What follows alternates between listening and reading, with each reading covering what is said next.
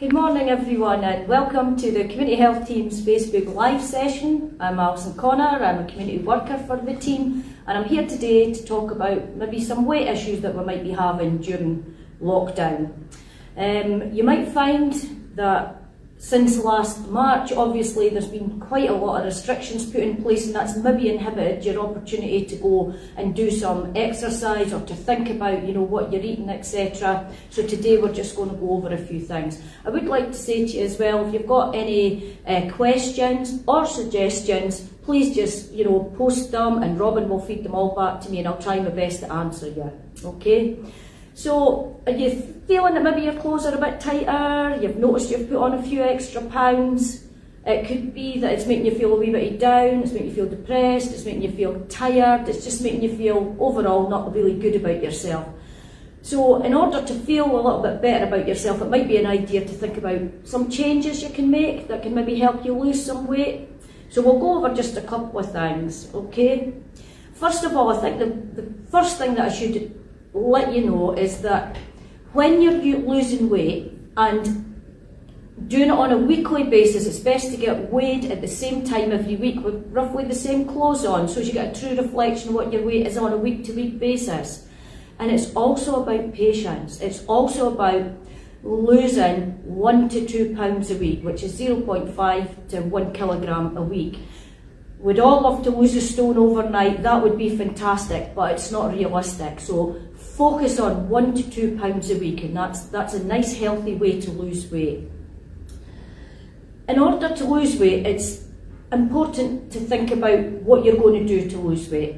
So the principle is that you've got to burn off more calories than you're taking in. So it's thinking about what are you eating. So if you are going to be eating foods that are high in calories, high in saturated fat, high in sugar, you've got to think, what do I have to do to burn these off?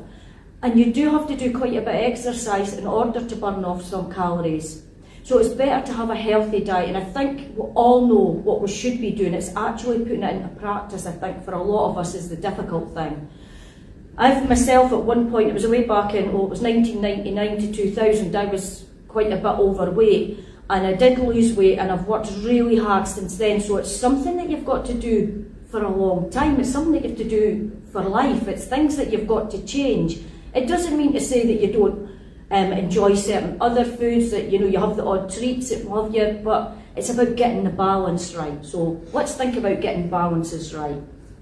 Okay, so what we need to do to lose weight is think about what's achievable for you. If doing a marathon's a way out of your range, forget about doing that. I talked last week about walking, and walking's a great activity to get your energy levels up and to help burn some calories.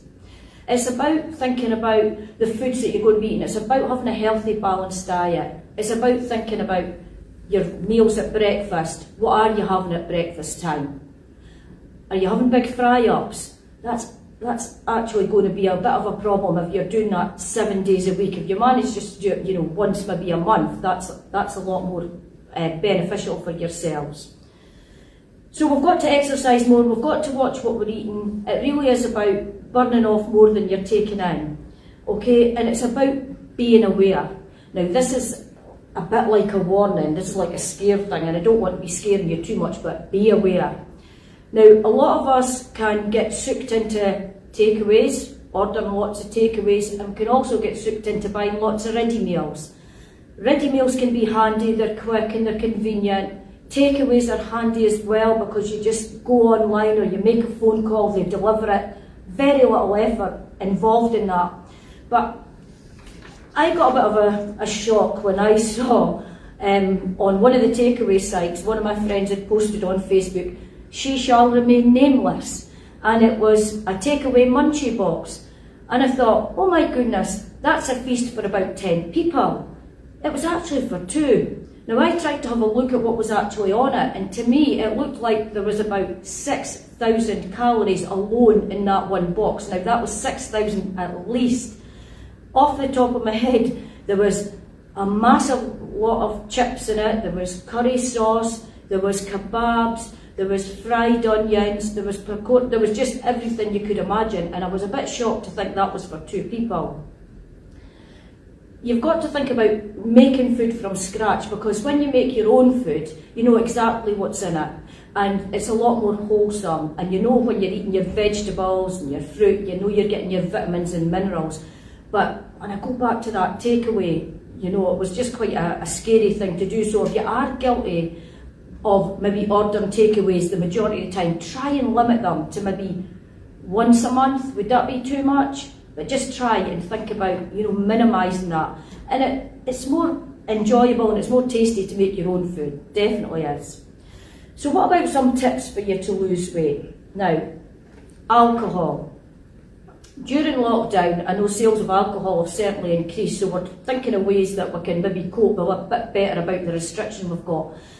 But alcohol has got a problem within it, because alcohol ruins and lessens your resolve. So if you're likely to try and keep good habits, once you've had a couple of drinks, oh, it's out the window, I'll have a takeaway, oh, I'll open the box of chocolates. And also, alcohol's got the unfortunate problem as well with having what we call empty calories. And what we mean by that is calories that have got no nutritional value or very few. So if you can, limit or ditch the alcohol. I mentioned don't skip breakfast. Your breakfast is great because that's fueling you in the morning, so get your breakfast. Try and go for whole grain varieties of bread, wholemeal, that's really good, far more filling, full of fibre as well. Boiled eggs, try and grill your food, try and stay away from the fried food. Lots of fruit and vegetables, basing your meals as well on starchy foods. And by starchy foods we mean potatoes, we mean breads, we mean pastas, we mean rice, and again we're talking about the whole grain variety, so really important to do that. We're looking at you to cut down on saturated fat. Not all fats are bad for you. Fats are really important in our diet, but it's saturated fat that we want to cut right down on. And 95% of our saturated fat comes from animals, so anything that's got, you know, a meat product, there will be saturated fat in it, so try and cut down on that. The other big problem we've got is sugar. Now, there's sugar in lots of the foods that we're eating, and we've just had Christmas, haven't we? And have you had some people that have been giving you chocolates and sweets and goodness knows what else? There'll be lots of things that are tempting you. So if you can, try and stay away from the sugary stuff. Really important to cut down on that. Sugar's probably one of the biggest problems that we've got as a nation just now. We're all consuming far too much. Other tips we've got as well is thinking about your plate size. Try not to have the biggest plate in your cupboard. Try and think about using a smaller plate and fill your plate up with vegetables. Make sure you're getting your vegetables. That's the main source of what you're going to be eating.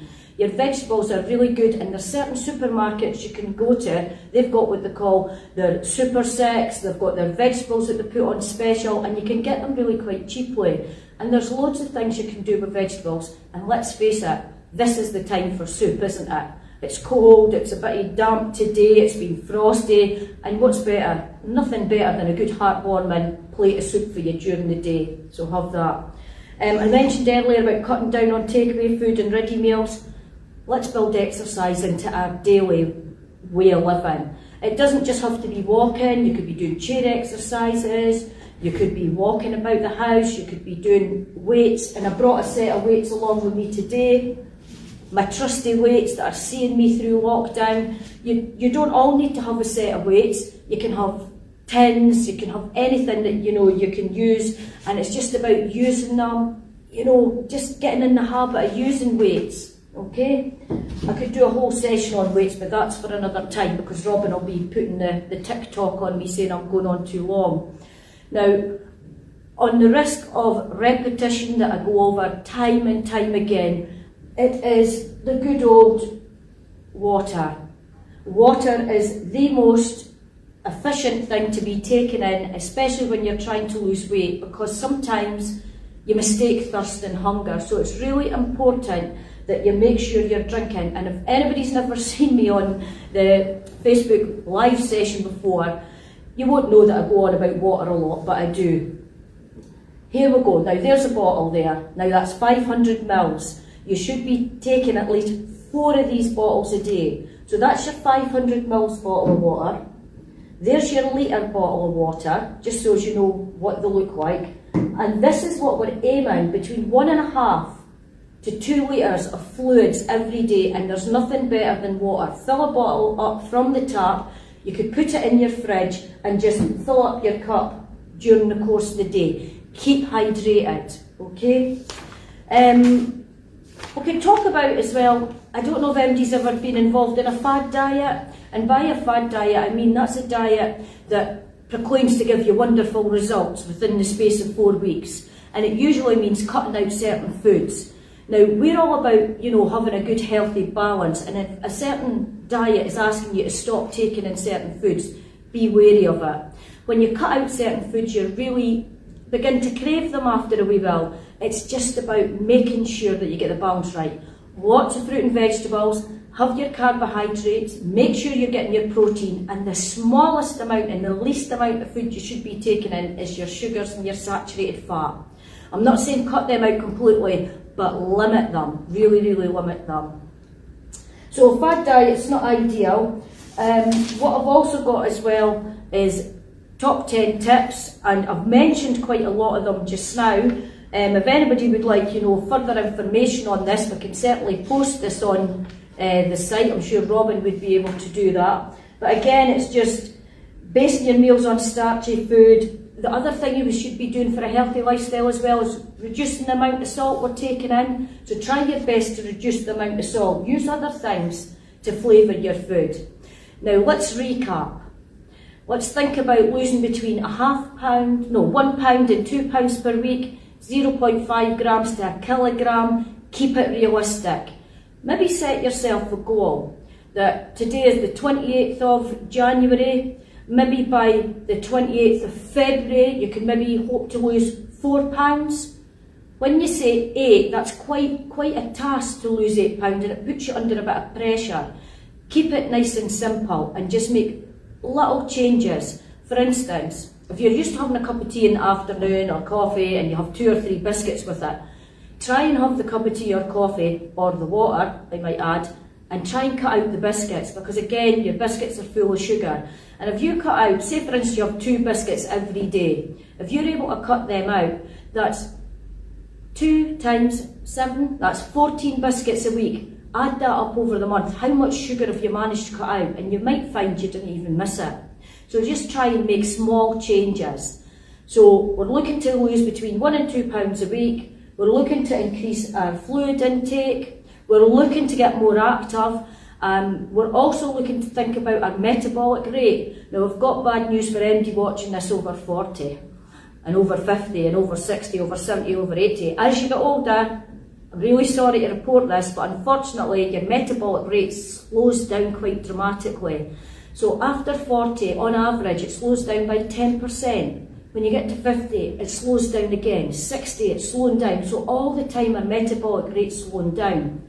That's why when you were younger and you probably ate far more and you know you just didn't seem to put on weight, and all of a sudden you hit your 40s and 50s, and it's not so easy to lose weight. It's more of a battle. So what that means in essence is that you've got to exercise more and eat less. I'm sorry, it's not any better. If I've got any better good news for you, but that's what it's all about.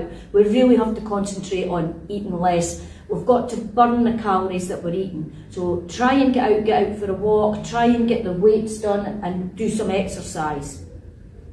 Look at labels when you're going out shopping, make sure you're checking the labels. There's usually a traffic light symbol on them. You've got your red, your green and your amber. Red, you've got to watch, you've got to avoid it because perhaps it's high in saturated fat, it's high in sugars. If it's amber, well, you could have it every now and then, that's fine. Green for go for it. So that's what you should be doing. I hope I've given you enough tips about losing weight. It's not all doom and gloom. When you lose 1 or 2 pounds, you feel great. So try and do something that's going to make you lose those 1 or 2 pounds.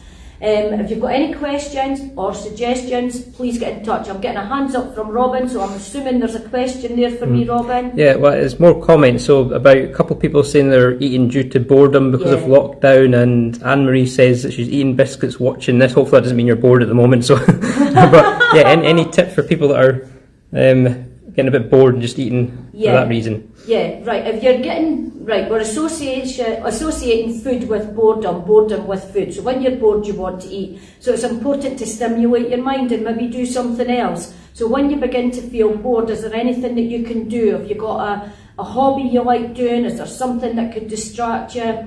Could you get your coat on and go out for a walk? I know some people will say, Alison, have you looked out the window this morning? It's raining. And I'll say to you, yes, I have. We've got coats, we've got an umbrella. Just do something, even getting out for 10, 15 minutes. Just distract yourself. I think if you were to have a piece of fruit, that's far more beneficial. If you're having biscuits when you're bored, you're going to get a big sugar rush where you'll feel great. You'll get another dip and you'll feel rubbish again. Whereas if you have a bit of fruit, the gradual incline is steadier rather than the big, it's like a rocket. If you have a biscuit, you shoot straight up to the sky, but there is a saying, what goes up must come down, so it goes down the same way. So get yourself on the trajectory of an aeroplane flying. It doesn't just go straight up in the air, it just takes its time and goes slowly, levels out and gently comes down again. So if you can have some fruit, some healthy snacks, something like that. It is about a lot of control and self-discipline, and it is about trying your best to, divert your attention onto something else. And it is a tricky time just now. I know people are getting bored, and it's easy for me to say get out and be motivated, and it can be difficult. But my advice would be try and find something that will distract you, take your mind off. Can you make a phone call to a friend, a family member? Is there anything else you can do? Can you get online and do some, support groups, etc.? Hopefully that's a wee help. If not, please get back in touch and I'll try and think of something else for you to do. Is there another comment, Robin? No. What I will say is I had a couple of phone calls during the week, and I'm just thinking about future sessions. I have done exercise sessions previously here, and I was asked to do some more, which is great, and I quite enjoy doing them. But what I was asked to do was one a bit more advanced than the last time. So the last one we did was very much seated.